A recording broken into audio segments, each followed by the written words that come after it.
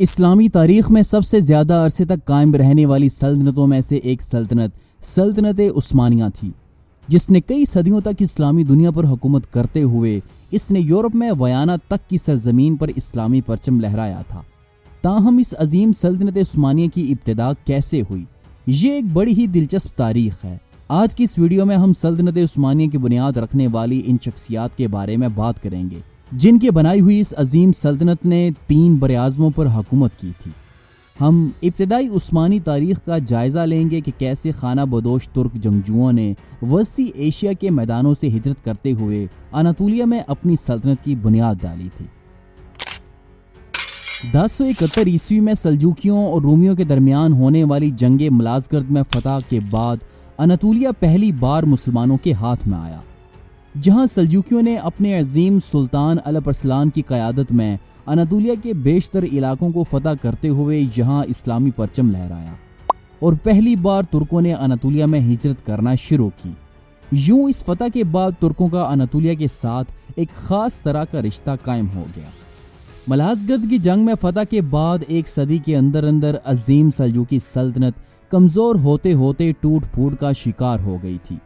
اور سوائے اناطولیہ میں سلاج کے روم کے سلجوکیوں کا خاتمہ ہو چکا تھا۔ 1235 عیسوی میں مشرق سے اسلامی دنیا پر ایک نیا خطرہ منڈلانے لگا، اور وہ خطرہ منگولوں کا تھا۔ بہت جلد دیکھتے ہی دیکھتے منگولوں نے ایرانی سطح مرتفع تک کے علاقوں کو فتح کرتے ہوئے یہاں منگول سلطنت قائم کر لی تھی۔ اناطولیہ میں موجود سلاج کے روم کے سلطان علاؤالدین کیقوباد کا دور حکومت سلجوکیوں کے عروج کا دور تھا، کیونکہ سلطان کیقوباد اول کے دور حکومت میں سلجوکی سلطنت فوجی اور تعمیراتی اعتبار سے گولڈن ایج آف سلاج کے روم کہلاتی تھی۔ یہیں سے سلطنت عثمانیہ کے آباء و اجداد کی تاریخ شروع ہوتی ہے۔ 13ویں صدی عیسوی میں منگولیا سے چنگیز خان اٹھا، اور دیکھتے ہی دیکھتے اس نے اسلامی دنیا کو تباہ و برباد کرتے ہوئے وسطی ایشیا تک کے علاقوں کو اس نے فتح کر لیا۔ چنگیز خان کے ترکمانستانی علاقوں پر حملے کے نتیجے میں وسطی ایشیا اور ایران کے بہت سے خانہ بدوش قبائل اپنے آبائی گھر کو چھوڑ کر ہجرت کے لیے اناطولیہ کی طرف نکل پڑے۔ انہی ترک قبائل میں سے ایک ترک قبیلہ کائی تھا۔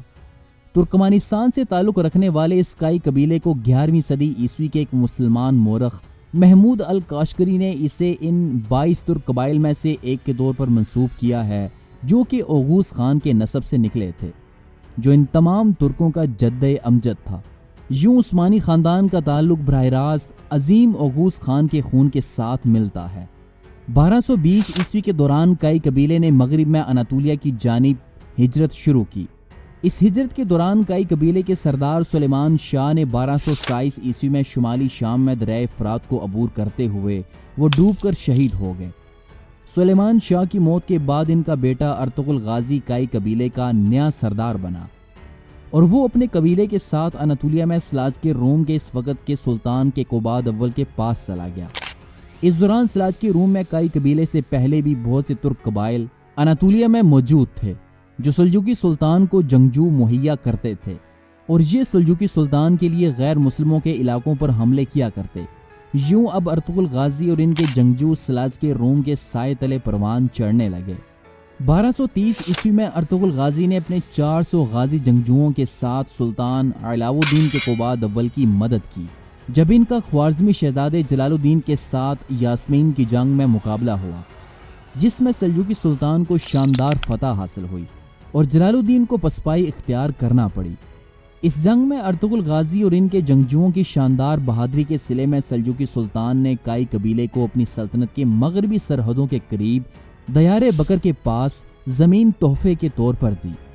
یہاں کچھ عرصہ قیام کرنے کے بعد سلطان علاؤالدین کے حکم پر ارطغرل غازی کو انقرہ کے قریب سوغوت کا علاقہ دیا گیا، جو کہ اب عثمانیوں کا مستقل گھر بننے جا رہا تھا۔ یوں اگلے 20 سالوں تک کائیوں نے اپنی ہمسائی نیکیا کی سلطنت پر چھاپے مارنا شروع کیے۔ اس دوران بے شمار غازی جنگجو اور ترک قبیلے ارطغرل غازی کی صفوں میں شامل ہو گئے۔ ادھر سلاج کے روم کا سنہری دور سلطان علاؤالدین کی موت کے ساتھ ہی ختم ہو گیا، کیونکہ چنگیز خان کے بیٹے اور جانشین اوغدائی خان کی منگول فوجیں اب اناطولیہ کی دہلیز پر کھڑی تھیں۔ کیونکہ نئے سلجوکی سلطان کے خسرو دوم نے اپنے مرحوم والد کی جنگی اور سفارتی صلاحیتوں کو نظر انداز کرتے ہوئے اس نے اپنے دور حکومت کا آغاز منگولوں کے خلاف جنگی تیاریوں کے ساتھ کیا۔ سلجوقی سلطان نے منگولوں کے خلاف علم بغاوت بلند کرتے ہوئے 1243 عیسوی میں اس نے منگولوں کے خلاف ایک مسلم عیسائی اتحاد تشکیل دیا، جہاں جارجیا کی عیسائی فوج بھی سلجوکیوں کے ساتھ مل کر منگولوں کے خلاف لڑائی کے لیے کھڑی تھی، اور منگولوں اور سلجوکیوں کے درمیان کوسے داغ کی جنگ ہوئی، جس میں سلجوکیوں کو زبردست شکست کا سامنا کرنا پڑا اور بے شمار علاقوں پر منگولوں کا قبضہ ہو گیا۔ اس شکست کے بعد سلجوقی سلطان کے خسرو دوم منگولوں کا کٹھپوتلی حکمران بن گیا، اور بقیہ صدی میں سلجوقی سلطان کا اختیار آہستہ آہستہ ختم ہوتا چلا گیا۔ اسی وجہ سے سلطنت کے آس پاس خود مختار گورنروں اور سرداروں نے اپنی اپنی خود مختار ریاستیں قائم کر لی تھیں، اور یوں جیسے جیسے سلجوقی سلطنت زوال کی طرف جا رہی تھی، کائی قبیلہ آہستہ آہستہ پھیل رہا تھا، اور اناطولیہ میں منگولوں کے کنٹرول کے بعد بے شمار ترک ہجرت کرتے ہوئے کائیوں کے پاس چلے آئے، اور یوں کائی قبیلہ فرار ہونے والے ترکوں کی ایک نئی پناہ گاہ بن گیا۔ یہاں اناطولیہ میں تقریباً 5 دہائیوں کے بعد ارطغرل غازی 1280 عیسوی میں قدرتی وجوہات کی بنا پر وفات پا گئے۔ ان کی وفات کے بعد ان کا بیٹا عثمان غازی کائیوں کا نیا سردار بنا۔ 1280 کی دہائی کے آغاز میں عثمان غازی اور ایناگول کے بازنطینی ٹیکفر آیا نکولا کے درمیان کچھ تنازعات ہوئے، جس کی وجہ سے عثمان غازی اور آیا نکولا کے درمیان جنگ ہوئی، جس میں آیا نکولا کو شکست ہوئی۔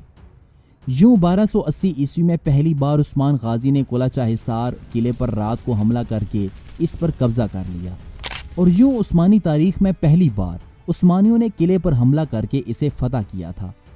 اس فتح کے بعد بازنطینی سرزمینوں میں مزید جنگوں کے لیے عثمان غازی کو اب ایک محفوظ اڈا مل چکا تھا۔ 1288 عیسوی میں ایناگول اور کراچا حصار کے ٹیکفروں نے ایک بار پھر عثمان غازی کو فتوحات سے روکنے کے لیے عثمان غازی کے خلاف جنگ لڑنے کا فیصلہ کیا۔ اس جنگ میں دوبارہ بازنطینیوں کو شکست ہوئی، اور یہ شکست بازنطینی سلطنت کے لیے تباہ کن ثابت ہوئی، اور ایک طویل محاصرے کے بعد عثمان غازی نے کراچا حصار قلعے کو فتح کر لیا۔ یوں اب اگلے چند سالوں میں کائی قبیلے نے آہستہ آہستہ بیتھینیا کے بازنطینی شہروں پر حملہ کرتے ہوئے انہیں کائیوں کی ملکیت میں شامل کر لیا۔ ان بے شمار فتوحات نے کائیوں کی شہرت کو اناطولیہ میں چاروں اطراف پھیلا دیا تھا، اور اس شہرت کی وجہ سے اناطولیہ اور دیگر اسلامی دنیا سے بے شمار غازی اور جنگجو جوگ در جوگ عثمان غازی کے پاس جمع ہونا شروع ہو گئے، تاکہ وہ دشمن کے خلاف فتوحات حاصل کر کے مال غنیمت حاصل کر سکیں۔ ان فتوحات کے بعد عثمان غازی نے آہیوں کے مذہبی رہنما شیخ ایدابالی کی بیٹی بالا کے ساتھ شادی کر لی۔ عثمانی روایات میں آتا ہے کہ ایک رات جب عثمان غازی نے شیخ ایدابالی کے گھر میں قیام کیا تو اس نے ایک خواب دیکھا، جس میں عثمان کے سینے سے ایک بڑا درخت نکلتا ہے، جو دیکھتے ہی دیکھتے پورے آسمان پر اپنے پتوں اور شاخوں سے پھیل جاتا ہے۔ اگلی صبح جب عثمان غازی نے اپنا یہ خواب اپنے شیخ ایدابالی کو بتایا تو شیخ ایدابالی نے اسے بتایا کہ یہ اس چیز کی علامت ہے کہ اللہ تعالیٰ تمہاری اولاد اور اس کے جانشینوں کو زمین پر ایک بڑی حکومت دے گا۔ جیسے جیسے کائی قبیلہ طاقتور ہوتا گیا، سلاجقے روم کے اندر کمزوریاں روز بروز بڑھتی ہی چلی گئیں، کیونکہ اناطولیہ میں موجود ترک سردار سلجوقی سلطان کو نفرت کی نگاہ سے دیکھنے لگے، جو کہ الخانی منگولوں کا ایک کٹھپتلی حکمران تھا۔ یوں اس صدی کے آخر تک یعنی کہ 1296 عیسوی تک اناطولیہ کے بیشتر امراء اور سرداران نے منگول تسلط سے آزاد ہونے کا ارادہ کر لیا، اور 1296 عیسوی میں سلجوقی سلطان کو الخانی منگولوں سے آزادی حاصل کرنے کی ناکام سازش کی وجہ سے منگولوں نے قید کر دیا، اور اس موقع سے فائدہ اٹھاتے ہوئے مختلف گورنروں اور سلطنت کے اچ سرداران نے جزیرہ نما میں اپنی آزادی کا اعلان کرتے ہوئے انہوں نے آزاد سلطنتیں بنا لیں۔ یوں 1299 عیسوی میں جمعے کی نماز کے دوران عثمان غازی نے بھی پایہ تخت پونیا سے اپنی آزادی کا اعلان کرتے ہوئے حکم دیا کہ سلجوقی سلطان کے بجائے خطبے میں اس کا نام پڑھا جائے، اور یہیں سے سلطنت عثمانیہ کا آغاز ہوتا ہے۔ 1301 عیسوی میں عثمان غازی نے اپنی برق رفتار فتوحات کے ساتھ انہوں نے ایناگول، کوپری حصار اور ینی شہر کے قصبوں پر حملہ کر کے انہیں عثمانی سلطنت میں شامل کر لیا، اور ینی شہر کے قصبے کو عثمانی دارالحکومت میں تبدیل کر دیا گیا، اور خود عثمان غازی اپنے خاندان کے ساتھ اس شہر کی دیواروں کے اندر منتقل کر دیے گئے۔ اس فتح کے بعد بہت سے مسلمان خاندان اور غازی جنگجوؤں کے خاندانوں نے اس نئے فتح ہونے والے شہر میں ہجرت کر کے رہائش اختیار کر لی، اور یوں پہلی بار ترک اپنی خانہ بدوش روایات کو چھوڑ کر شہروں میں آباد ہونا شروع ہوئے۔ اور اسی سال یعنی کہ 1301 عیسوی کے اختتام سے پہلے عثمانی افواج نے بڑے بازنطینی شہر نیکیا کی ناکہ بندی شروع کر دی تھی۔ یہ وہ تاریخی شہر تھا جسے سلجوکیوں نے 1097 عیسوی میں پہلی صلیبی جنگ کے دوران اسے کھو دیا تھا، اور اس کے بعد سے اناطولیہ میں بازنطینی سلطنت کے لیے یہ شہر علاقائی دارالحکومت کے طور پر استعمال کیا جانے لگا۔ یوں اپنے اناطولیائی صوبوں کو نظر انداز کرنے اور اپنی زمینوں میں متعدد ترک سرداروں کے قبضے کو روکنے میں ناکام رہنے کے بعد عثمان غازی کا نیکیا کی ناکہ بندی بازنطینی شہنشاہ کے منہ پر ایک زوردار تماچا تھا، جس پر بازنطینی شہنشاہ اینڈرونیکوس نے جنگی تیاریوں کا حکم دیا، اور 1302 عیسوی کے موسم گرما کے دوران اس نے ایشیا مائنر میں اپنی کھوئی ہوئی سرزمینوں کو دوبارہ حاصل کرنے کے لیے فوجی مہم کا اعلان کیا۔ شہنشاہ کے بیٹے اور شریک حکمران مائیکل نے 1302 عیسوی کے شروع میں ان علاقوں میں اپنی ایک فوجی مہم شروع کی، تاہم اسے ناکامی کا سامنا کرنا پڑا۔ اس کے بعد شہنشاہ قسطنطنیہ نے 2000 کی کمک قسطنطنیہ سے بازنطینی کمانڈر مزالون کی قیادت میں روانہ کی، جو ان علاقوں میں موجود مقامی بازنطینی ٹیکفروں کی افواج کے ساتھ مل کر نیکیا کی ناکہ بندی کو ختم کرنے کے لیے قسطنطنیہ سے روانہ ہوا۔ مزالون بہت جلد یالوا کے ساحل پر اپنی فوج کے ساتھ اترا، اور وہ جنوب کی طرف بورسا شہر کی جانب روانہ ہوا تاکہ وہاں وہ دوسرے عیسائی ٹیکفروں کے ساتھ مل کر عثمان غازی کے خلاف جنگی تیاریاں کر سکیں۔ مزالون بہت جلد یالوا کے ساحل میں اپنی فوج کے ساتھ اترا، اور وہ جنوب کی طرف بورسا شہر کی جانب روانہ ہوا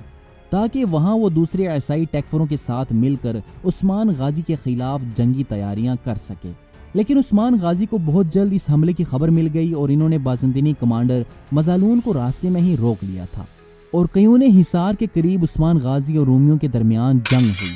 عثمان غازی کے پاس اس وقت 5000 بہترین گھڑسوار جنگجو موجود تھے۔ عثمان غازی نے بازنطینی کمک کو ختم کرنے کے لیے 27 جولائی 1302 عیسوی کو انہوں نے مزالون کا راستہ روکا۔ مزالون کا لشکر پیدل سپاہیوں پر مشتمل تھا، جن میں سے تقریباً 1000 سپاہی حال ہی میں بلکان سے کرائے کے فوجیوں کے طور پر بھرتی کیے گئے تھے۔ دیری اثنا عثمان غازی کی افواج